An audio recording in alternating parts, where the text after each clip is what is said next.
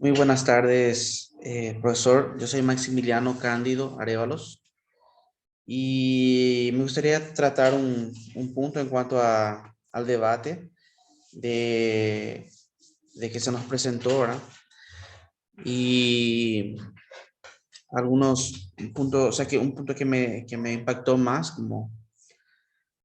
y, y me ayudó a ver mejor también el enfoque que tienen las universidades en sí y la gran problemática que tiene en España y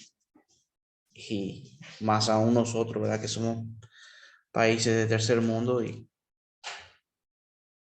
entonces, primeramente, como lo que más me impactó fue el punto de la inversión en investigación e innovación.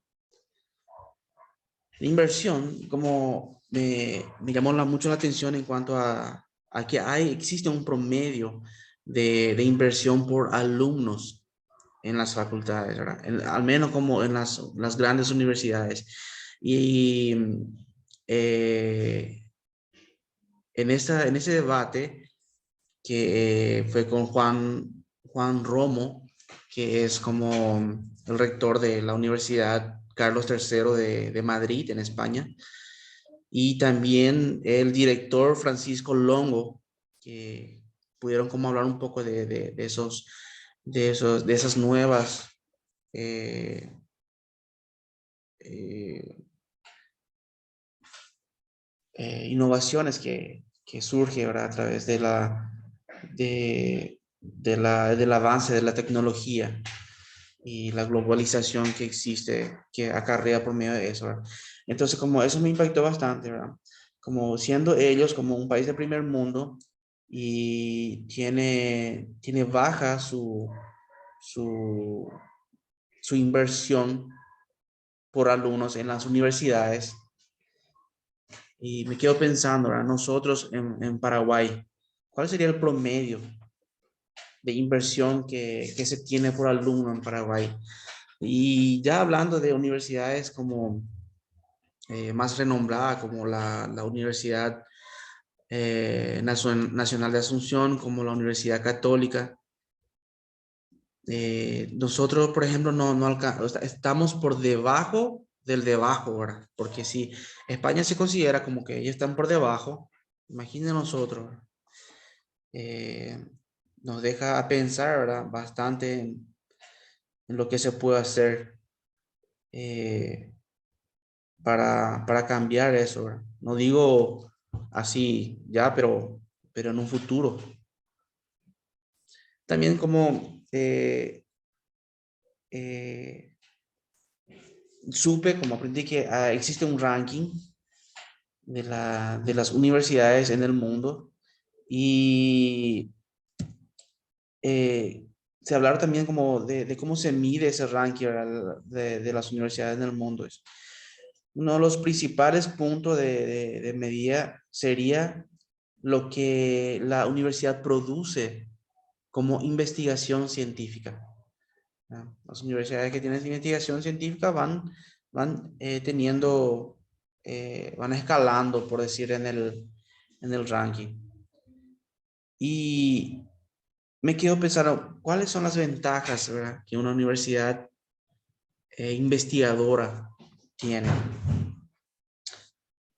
La ventaja de una universidad investigadora en un contexto actual es la de situar al alumno junto a las personas que están procesando el futuro o están pensando en el futuro, ¿verdad? Así la docencia aparece vinculada con el aprendizaje, la innovación y la investigación constante. El alumno convive con maestros acostumbrados a pensar lo nuevo y adaptarse a lo nuevo, que es el tipo de actitud que necesita el profesional del futuro. O sea que eso es lo que se está buscando. ¿Verdad? Eso es lo que vamos a necesitar para, para esas nuevas, para esas innovaciones que se están creando, ¿verdad?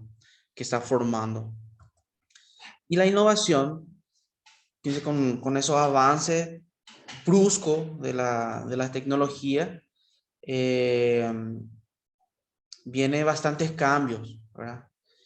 Y entonces, ¿cómo en base a eso, también como saqué algunas preguntas para pensar, ¿verdad? En base a lo que dijo Francisco Longo, hice una pregunta, tres preguntas que hice: ¿formamos personas para qué tipo de trabajo? Pensando en el futuro, con esos cambios y las innovaciones que van surgiendo.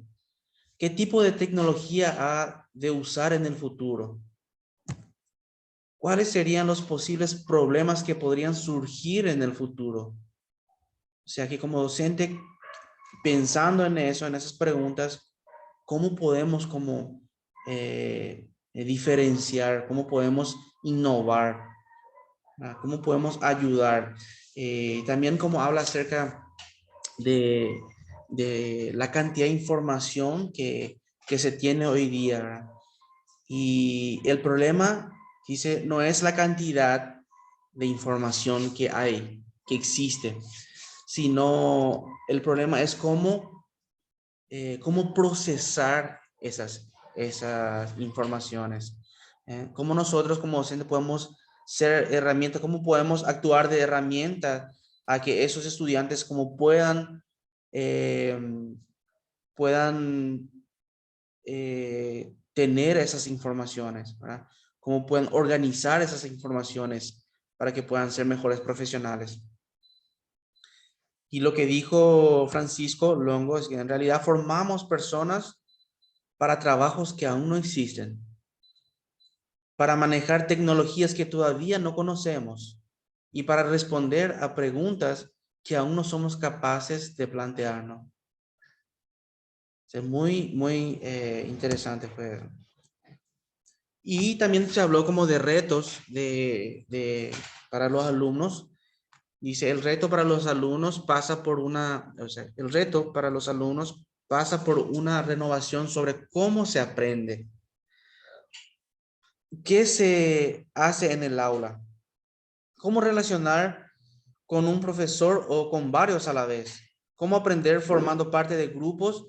¿Y cuánto aprendizaje y trabajo autónomo puedes gestionar por tu propia cuenta?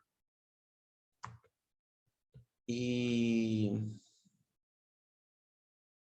esto supone nuevas exigencias, quizás menos centrada en la capacidad. Ese otro punto también que habló, que es interesante porque el periodista en esa entrevista le preguntó como si se va a necesitar más alumnos con más intelecto o más capacidad. Y él dijo, Romo, dijo que quizás menos centrada en capacidad intelectual del alumno y más en su fuerza de voluntad, su sentido de responsabilidad, su sensibilidad para con el trato con los otros, pues el nuevo modelo exige al estudiante mayor autonomía, dice, proactividad y responsabilidad. Autonomía, proactividad y responsabilidad. Sin esas tres cualidades, el fracaso está garantizado, dijo Juan Romo. Y a mí me pareció bien impactante, ¿verdad? Eh, en cuanto a eso, en cuanto al reto de cuánto los alumnos tienen que ver, o sea que hay que cambiar el paradigma de tanto de los alumnos como de los docentes, ¿verdad? Y hay también el reto de los docentes, hace un nuevo enfoque que dijo, el profesor a su vez debe reconocer que está cambiando el oficio y que el cambio es o sea, es considerablemente agresivo, o sea, que es brusco el cambio, ¿no? Y obviamente que no va a ser de un día para el otro, pero sí debemos tener como ese cambio constante para poder llegar a lo ideal. Dice, debe aprender a investigar y a enseñar de forma multidisciplinar, a relacionar la investigación con el aula, a desarrollar contenidos digitales, a dar clases fuera del aula, a diseñar experiencias de aprendizaje que mezclen lo profesional y lo digital y administrar las relaciones profesor-alumno y alumno-alumno de forma menos jerárquica y bidireccional, más en clave de facilitador del trabajo en red.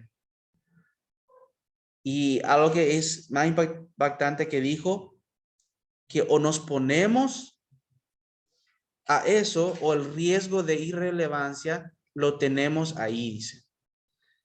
Y estuve pensando como cuando habló de irrelevancia, ¿verdad? Y dice que las universidades que no se ponen a innovar, a estar a la altura de los avances tecnológicos y globalizados, vamos a decir, va a quedar ahí obsoleto, va a quedar irrelevante para, para, para la sociedad, por decir. Y realmente como pensando bien en lo que es como a mí me parece excelente como este debate me fue bastante provechoso y muy interesante, muy interesante. Y eso fue lo que yo absorbí de este debate y espero que sea suficiente, o sea que por lo menos para lo que usted no, nos pidió, profesor. Y muchas gracias, profesor.